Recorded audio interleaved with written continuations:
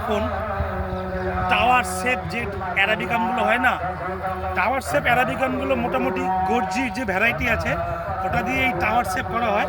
দেখুন পুরো টাওয়ারের মতন দেখতে, কত সুন্দর না? এই গাছগুলো একটু কস্টলি হয়, খুব শৌখিন লোকরাই এই গাছগুলি নেয়। এই একটা আপলোড, এই দেখুন প্রায় 1 ফুট 4 ইঞ্চি।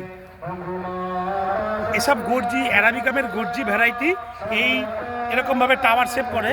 এই টাওয়ার শেপটা করার জন্য মোটামুটি 4 থেকে 4.5 বছর লেগে যায়। আর এই কারণেই এই গাছগুলো একটু কস্টলি হয়। সব এখানে সব টাওয়ার শেপ।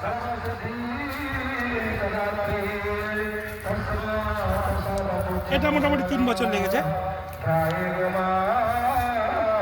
কেমন লাগলো অবশ্যই জানাবেন কমেন্টস করে। আমি তো ছুটির দিনগুলো বিভিন্ন জায়গায় ঘুরে আসি। আজকে তো গাছের টানে আমি চলে এসেছি উড়িষ্যাতে।